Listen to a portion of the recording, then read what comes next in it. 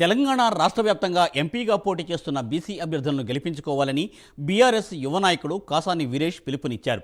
బీసీల బలాన్ని ఓటు రూపంలోకి మార్చుకోగలిగితే బీసీల గొంతుకకు బలం ఇచ్చిన వాళ్ళం అవుతామన్నారు. బీసీలందరూ జెండాలు పక్కన పెట్టి బీసీ అభ్యర్థులకు ఓటు వేయాలని ప్రజలకు పిలుపునిచ్చారు కాసాని వీరేష్.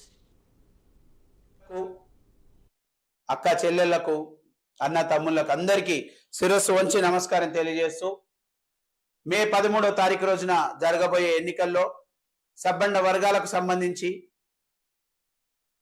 పార్టీలకు అతీతంగా బీసీ బిడ్డలను గెలిపించుకోవాల్సిందిగా మీ అందరినీ ప్రార్థిస్తూ, ఈసారి వచ్చినటువంటి అవకాశం ఇప్పటి వరకు రాలేదు.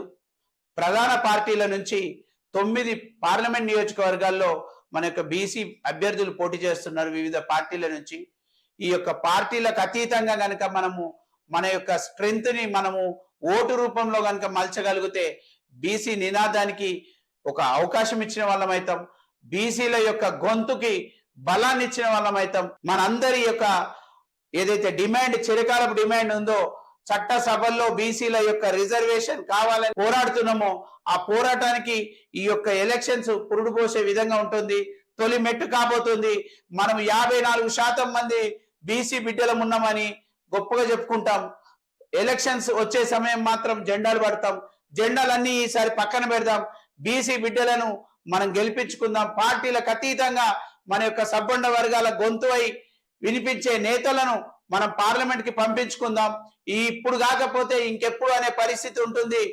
నవ్ ఆర్ నెవర్ అనే స్థితికి వచ్చినాం కాబట్టి ఈ యొక్క అవకాశాన్ని చేజార్చుకుంటే మాత్రం ఈ యొక్క సువర్ణ అవకాశాన్ని మనం చేజార్చుకున్న వాళ్ళం అవుతాం.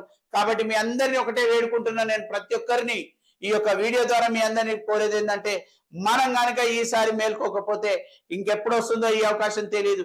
ప్రతి ఒక్కరు ముందు మనం చులకనైపోయే పరిస్థితి వస్తుంది. మనల్ని చీ అనే పరిస్థితికి వస్తుంది. కాబట్టి దయచేసి మీ అందరినీ వేడుకుంటున్నా నేను, మనము పార్టీలను పక్కన పెడదాం. సబ్బండ వర్గాల గొంతు ఎవరైతే మాట్లాడుతున్నారో వాళ్ళని కనుక మనం పార్లమెంట్ కి పంపించుకోగలిగితే బీసీల యొక్క రిజర్వేషన్ బిల్లుని మనం పాస్ చేసుకుంటేందుకు ఈ యొక్క అవకాశం మనము పోరాటానికి తెలంగాణనే తొలి ప్రాంతం అవుతుంది. ఈ యొక్క తెలంగాణ ప్రాంతం నుంచే బీసీల యొక్క రిజర్వేషన్ కావాలన్న గొంతుని, ఈ యొక్క నినాదాన్ని మనం పార్లమెంట్ కి పంపిద్దాం.